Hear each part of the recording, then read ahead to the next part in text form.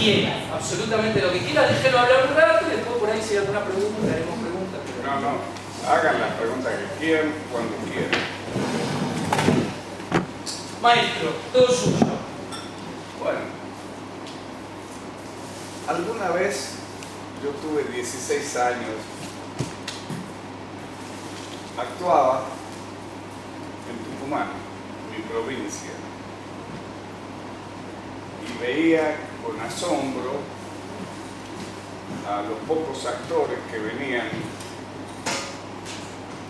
yo intentando trabajar con mi pequeño grupo de provincia. Me dije en ese momento, yo quiero saber cómo hacen estos tipos para reír y para llorar, porque el resto de las cosas yo más o menos me doy cuenta, pero en eso de reír convincentemente y de llorar no sabía bien cómo hacer a los 16 años. Ya no tengo 16, pero me he pasado la vida siguiendo sin darme cuenta eso que me dije a los 16 años, porque siempre intenté comprender cómo es eso de actuar y tuve mucha suerte, porque salí de mi provincia, me fui a una Europa que no existe ahora, porque era la Europa socialista.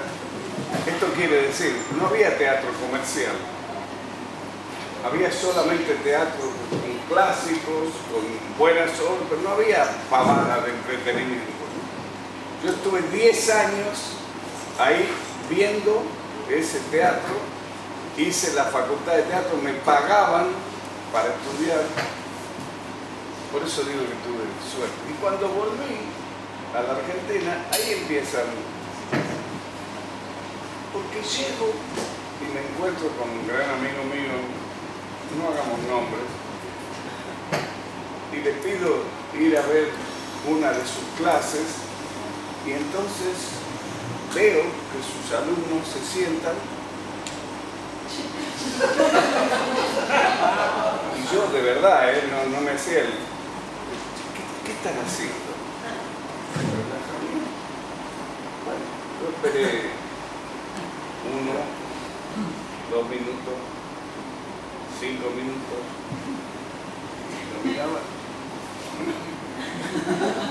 Y seguían haciendo relajamiento durante 1 hora. En mis 10 años de trabajo en Europa, tanto en las aulas como con grandes maestros con los que trabajé y viendo grandes actores y teniendo acceso a la parte de atrás de los escenarios, nunca había visto eso. Para mejor voy a ver los principales espectáculos y veía una actuación así con los ojos perdidos. Y eso no era lo que a mí me parecía que había que tener como estilo de actuación. Entonces, como la vida me demostró que yo no podía vivir de mis direcciones de escena porque no tengo demasiado criterio comercial, Pelinkowski me dijo, pero vos sos tonto, ¿por qué no enseñás? Y yo enseñar, ¿quién va a querer aprender con un tipo que se llama Raúl Serrano de Tucumán, al que no conoce nadie? Me dice, pero vos sos el único tipo que estudió en Europa de todos nosotros, ¿cómo no? Así empecé. Y para enseñar yo tenía que tener una cierta coherencia. Lo que había aprendido en el instituto allá era Stanislavski básico, que es, en mi opinión, bastante ecléctico. Esto quiere decir mezcladita la mano. Desde el punto de vista metodológico y filosófico, no hay una coherencia detrás de la metodología de Stanislavski. Para que quede claro desde el principio, yo soy el tipo que dijo, se atrevió a decir que Stanislavski, famoso por su método y por su sistema, lo único que no dejó es ni un sistema ni un método. Él nos dejó cientos de experiencias valiosísimas en clases, pero no articuladas entre sí. Planteó infinidad de problemas para que generaciones futuras los resuelvan, pero no planteó ni una metodología ni un sistema, porque la cultura filosófica que tenía Stanislavski era una cultura del siglo XIX, fundamentalmente basada en la psicología de las funciones, la memoria por un lado, la atención por otro lado,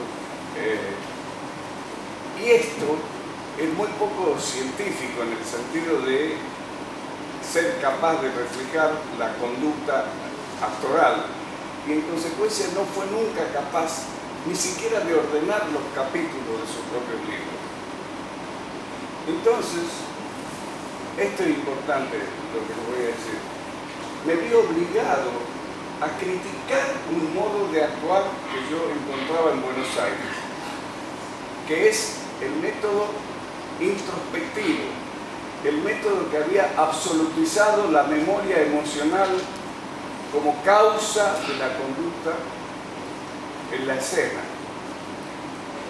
Y esto me parecía a mí que no es, primero, no es lo que dijo Stanislavski, y además, desde el punto de vista teatral, me parecía que conducía a un teatro muy estático, en donde el principal escenario ocurría detrás del esternón de cada actor, y no en el escenario.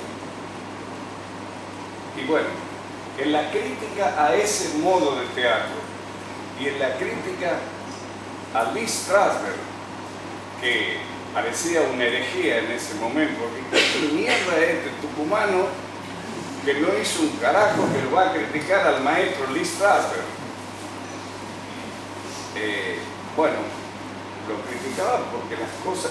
Trabajé con Lee Strasberg el mes que estuvo acá en Buenos Aires, pude preguntarle cosas, nunca me convenció. Y en consecuencia, en la crítica de lo existente fue surgiendo la enunciación positiva de una metodología.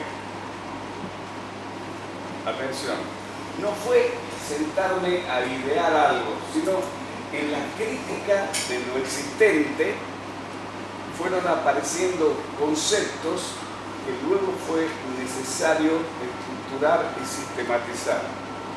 Yo, por suerte, en mi experiencia europea, había tenido una buena formación filosófica, había tenido oportunidad de estudiar la dialéctica material, digamos, la dialéctica de la realidad, la dialéctica de los procesos, y esto me ayudó mucho. Y en consecuencia fue surgiendo de a poco esto que hoy ustedes tienen formulado de una manera bastante más ordenada que cuando Bonamino me conoció a mí, que patinaba sobre hielo en los aspectos metodológicos porque recién estaba haciendo mis primeras armas. Y este método al que les pediría por favor que no sigan llamando método de las acciones físicas. Voy a intentar explicar por qué no método de las acciones físicas y por qué fue un error de mi parte que he intentado superar y creo que lo hemos superado. Bueno, lo primero que tengo que decir es que ¿quién es el señor Serrano o Lee Strasberg o Perón o Borges para decir cómo hay que actuar? Esta es la primera cuestión. ¿Por qué? Además, hay una manera de actuar. Así que a Chekhov se lo interpreta lo mismo que a la comedia del arte. Y una comedia de Molière es lo... O sea, el uso del cuerpo, de las técnicas de actuación son las mismas. Y si no son las mismas, entonces, ¿cómo hay que encarar la educación? ¿En cuál de las técnicas? ¿O dónde hay que poner el ojo? Esto los primeros problemas que me puse. Además me puse un pequeño problema. ¿Se puede enseñar a crear? Y si no se puede enseñar a crear, ¿qué se hace en los institutos de arte? ¿Qué es lo que hay que enseñar en los institutos de arte? Son preguntas que yo tiro porque tienden a ordenar el campo. Uno tiene que tener el valor de enfrentarse con lo que no sabe, no con lo que sabe. No con lo que ha probado ser eficiente, sino con aquello que muestra que no anda del todo bien. Esta fue mi manera de actuar. Entonces, voy a contestar algunas de estas cuestiones. Lo primero que hay que distinguir para un pedagogo es esencial la distinción es entre una aproximación técnica a la descripción de la actuación y una descripción poética o estética. La técnica describe, al igual que cualquier otra técnica, cuáles son las herramientas, cuáles son los materiales y cuáles son los procedimientos que se emplean en determinado proceso, sin entrar en juicios de valor. Se hace esto para obtener esto de esta manera, en esta secuencia temporal. Esa es la descripción técnica. Por ejemplo, quienes son adeptos a la memoria sensorial, técnicamente dirían primero relájese, luego introspéctese buscando su memoria sensorial, vincúlese con sus imágenes visuales y auditivas, etc. Y desde ahí después, digamos, tiene que describir las herramientas. En nuestro caso, tenemos que describir cuáles son las herramientas y voy a pasar a describirlas después. Y esto no debe confundirse con las distintas poéticas existentes, que las poéticas existentes son los modos concretos de utilización de estos distintos elementos. Estos elementos entran en relaciones distintas y en consecuencia provocan formas distintas. Esas formas distintas, cada artista lo acentúa en su sentido personal y pone el acento en tal o cual aspecto que voy a pasar a describir.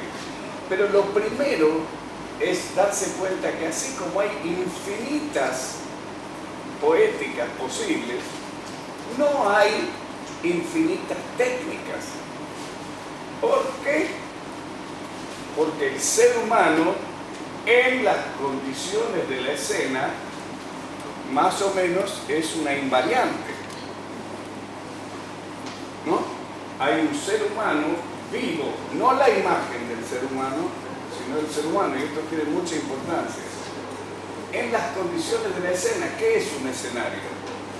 Un escenario es un lugar que por poder ser cualquier lugar, no es ningún lugar.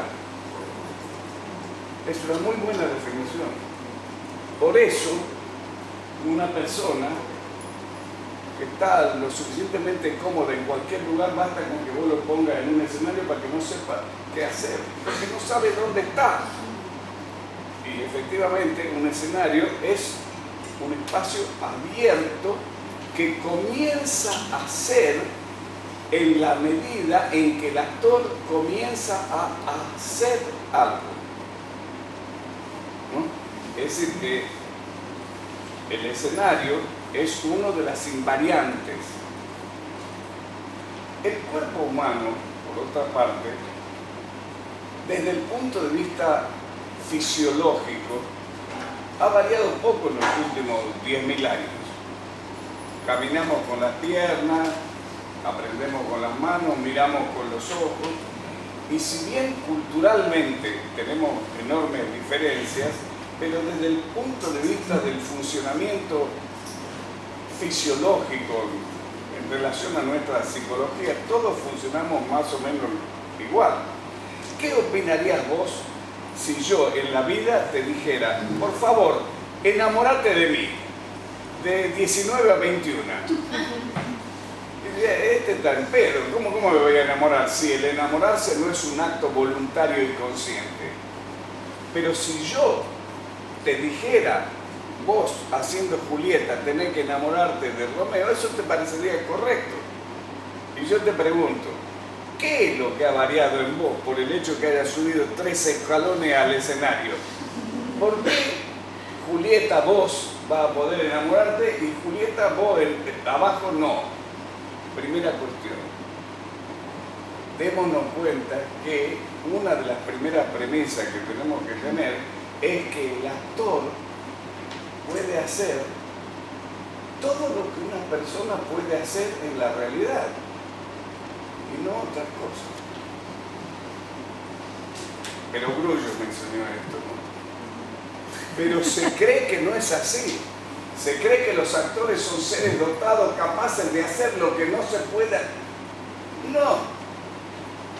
En un curso de actuación, nosotros tendríamos que tener las técnicas que permitan recorrer ese espacio hacia la adquisición de las habilidades necesarias en menos tiempo, que no cueste la cantidad de tiempo que te llevan los tropezones de la experiencia cualquiera. Pero lo que se puede hacer en escena es lo mismo que se puede hacer afuera. Lo único que tiene un valor simbólico distinto. Pero así como no se puede generar afecto a voluntad en la vida, así tampoco se puede pedir en la escena a un actor que sienta lo que es necesario para la escena. No se le puede pedir porque no tiene qué esfínter apretar, no sabe qué hacer para sentir, porque en la vida no estamos hechos para eso. Y esta es una de las principales herencias de Stanislavski. Primero, la actuación, por supuesto que tiene que contener la emoción del personaje, sin duda, pero es inútil que se la pidan directamente al actor. Tiene que haber medios que te lleven inmediatamente a la aparición de las condiciones necesarias para que surja la emoción. No es la convocatoria de la emoción de un modo consciente y voluntario, sino la creación de las condiciones para que aparezca la conducta emocional. Entonces,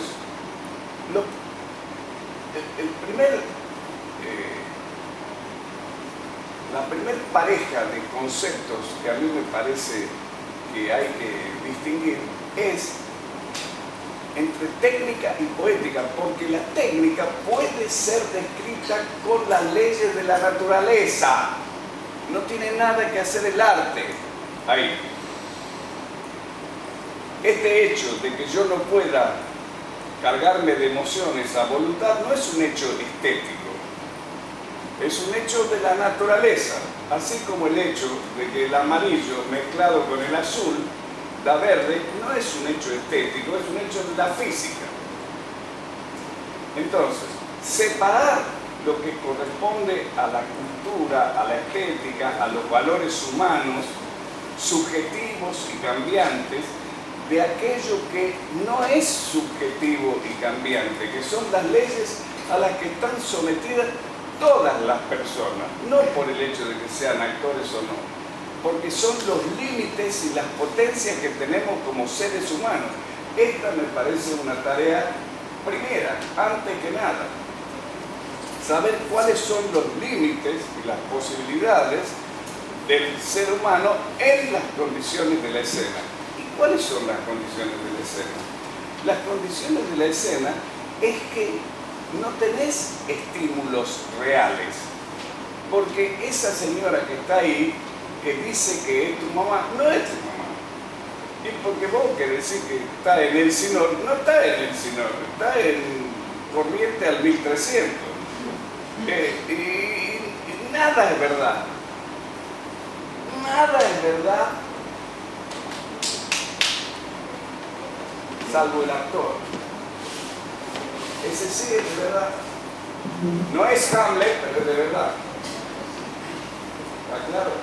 Y cuando el tipo que hace Hamlet se acerca a la mujer que hace de madre y le acerca la mano, así, esta mano que se acerca no es cultural, no es imaginaria. Es verdad. Lo que pasa es que yo no tengo motivos reales para acercarme la mano. Pero hay un hecho que siempre es verdad o puede ser verdad en escena y hay que tener en cuenta que es que los actores son de verdad. Y que en consecuencia ese círculo que los inscribe en su interacción puede ser llevado al máximo de verdad si nosotros partimos de tener en cuenta de las posibilidades reales de los actores y no les pedimos que hagan lo que no pueden hacer, les pedimos que hagan lo que sí pueden hacer.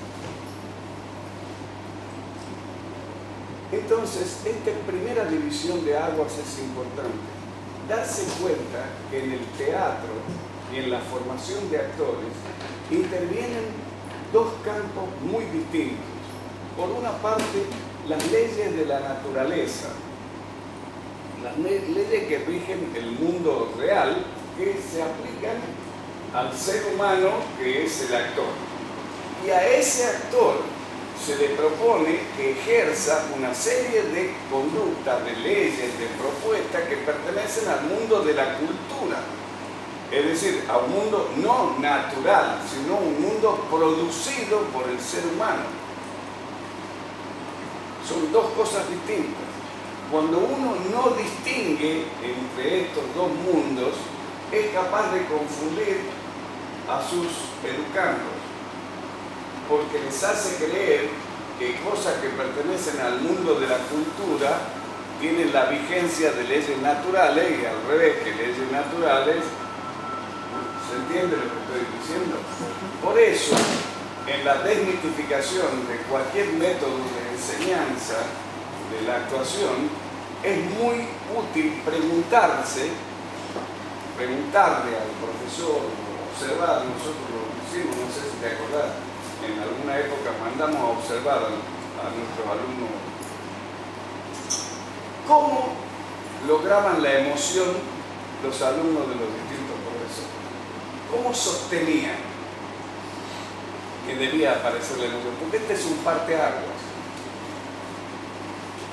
porque es un acto no voluntario. Vos podés fingir los gestos exteriores de la emoción, pero lo que no podés es generar emoción auténtica más que mediante procedimientos que vayan creando, como he dicho, las condiciones para la aparición de la emoción. Entonces, el primer paso importante que yo di en cuanto a la sistematización fue el darme cuenta que no debían confundirse aquellas leyes de las invariantes propias del actor en cuanto a las leyes de la naturaleza que iban a pertenecer a todos los actores del mundo y las variantes pertenecientes al mundo del teatro, de la estética, de la cultura, que eran muy variables de acuerdo a las distintas poéticas, a los distintos géneros, a las distintas épocas, a los distintos estilos teatrales, pero que al actor se le podía pedir dentro de los límites de sus posibilidades reales.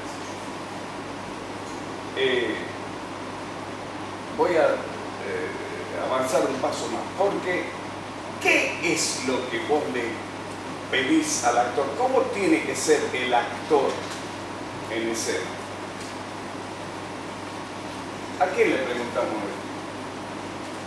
¿quién es el más autorizado? En una escuela nacional, ¿hacia qué tipo de actor formamos? Porque voy a darle un ejemplo. Acaba de ocurrir un suceso terrible con un excelente director teatral que murió trágicamente hace poco, creador de enormes espectáculos en donde los actores eran meras figuritas de plástico, porque lo que tenían que hacer era poner la cara en el momento que enciendan la luz, después correr hasta no sé cuánto, porque es un teatro, digamos, de la imagen. No estoy desvalorizando, La Cuna Vacía es uno de los mejores espectáculos que he visto en mi vida, pero desde el punto de vista de la actuación, yo no recomendaría a nadie que esté atento a la orden de poner la cara en el lugar para el foco 4, porque esto es una actuación propia de ese tipo de teatro y no propia de otro. En cambio, nosotros hablamos de la vivencia escénica. Como ustedes verán, yo no uso la palabra verdad, porque la palabra verdad me remite a la comparación. ¿Qué tengo que comparar? ¿Lo que pasa en la escena con lo que pasa en la calle? Perdí. Porque en la calle yo nunca he visto lo que pasa en el teatro. Y si viera, me mudaría del país. Lógicamente. Si viera que le sacan los ojos a uno, que le cortan la lengua, que lo violan, que iría por otra vereda. ¿No es cierto? Entonces, ¿qué? En mi época, allá en Rumania, se hablaba de dos tipos de actuación. De una actuación vivencial y de una actuación de la representación. Y vamos a tratar de explicar de qué se trata. La actuación vivencial era aquella en donde en el momento del espectáculo al actor que estaba ahí encima del escenario se le producían fenómenos intelectuales, afectivos y físicos homólogos, esto quiere decir en el mismo sentido que los del personaje. Ese actor estaba vivenciando el personaje. Mientras que en el teatro de la representación bastaba con que en el periodo de ensayos hubiéramos acuñado de determinada forma y determinados tonos y que los repitiésemos formalmente mientras yo adentro estaba atento a los resultados de cómo iba el partido de Racing, no importaba. Y este tipo de teatro existe en muchos países del mundo. El teatro francés es un teatro de la representación, de la perfección formal y no de la vivencia. Mientras que el teatro ruso es un teatro de la vivencia y no tanto de la representación. Por lo tanto, cuando nosotros queremos formular un marco para la educación del actor, tenemos que decir hacia qué tipo de actuación queremos formar. Obviamente, mi carrera de tantos años les dice a ustedes que yo he apuntado hacia el tipo de la vivencia, porque me parece el más complejo, no porque me parece el mejor. Atención, yo me dediqué a profundizar en esta técnica de actuación porque me parece que es la más compleja, no porque creo que es la mejor desde el punto de vista estético. Desde el punto de vista estético no le doy consejo a nadie, no sé qué es lo que hay que hacer. Pero desde el punto de vista de la formación, a mí me gustaría enseñarle a un actor a hacer lo más difícil para que después pudiera resolver los problemas más sencillos y no al revés. Ponerlo en una escuela particular en donde ignorar. Por otra parte, esta escuela de la vivencia es la gran tradición que viene atravesando los siglos desde hace mucho tiempo.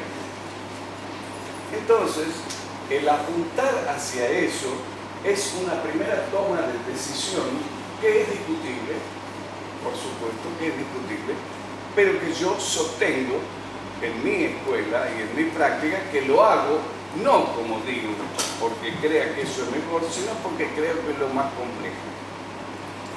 Si tuviera que explicarles por qué es lo más complejo, tendría que meterme en cosas tales como el actor es al mismo tiempo el ejecutante, el piano y el sonido, ¿no? Que a diferencia del pintor que pone un color aquí y se distancia y mira al cuadro, él no puede mirarse a sí mismo, no puede salirse para mirarse. El trabajo del actor como artista es de los más difíciles porque el momento crítico necesario en todo arte es muy difícil de obtener. Cuando se nada no se cuida la ropa, y si se cuida la ropa no se nada. Si vos te entregás a la vivencia escénica, no cuidás, y si no cuidás, esto no es tan así, pero lo digo para que entiendan de qué estoy hablando. Entonces, ese tipo de actuación es la más compleja y la más difícil. Y ese tipo de actuación, en mi experiencia, fue la que me mostró los actores más importantes, los que más me impactaron a mí, porque estando con esos actores, uno no entiende, no asiste al espectáculo, sino que convive. Stanislavski decía que hay dos tipos de teatro. Uno que cuando termina el espectáculo cae el telón, la gente aplaude, bravo, bravo, bravo, y inmediatamente dice, che, ¿a dónde vamos a frenar? El otro es, cae el telón, se produce una pausa, la gente aplaude, y 5 cuadras más tarde dice, che, ¿a dónde vamos a cenar? Esta es la diferencia. Esta es la diferencia. También ustedes tienen que decidir qué tipo de actor es el que quieren formar. Yo personalmente creo que la gran tradición y la gran dificultad es de que deja a la gente 5 cuadras sin aliento, y etc. Entonces, para esto, tuve que empezar a criticar lo existente. Empecemos con la memoria sensorial. La memoria sensorial no es que no logre motivar al actor. No es que Lee Strasberg estaba loco, pero él trabajó fundamentalmente con actores de televisión y cine.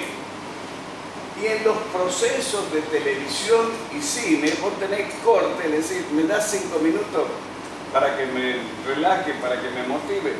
Y en el teatro vos no tenés al público, no le podés decir, esperen 5 minutos que voy a entrar. Entonces, esto de que las técnicas para el cine y para el teatro son lo mismo, no es tan cierto. No es tan cierto. La técnica de la memoria sensorial y o emotiva es casi inevitable en muchos casos ante el cine y la televisión. O sea, que es una técnica auxiliar del actor. Pero no es la técnica en la que yo formaría a un actor de teatro. Porque el actor de teatro, lejos de meterse a convocar la memoria sensorial, miren, y esta es la gran diferencia, en vez de ser un actor introspectivo, es decir, que se busca adentro de sí mismo, tiene que ser un actor extrovertido, que lucha contra lo que se le opone. Y el trabajo del actor, aunque parezca mentira, no es sobre sí mismo, sino es sobre el otro.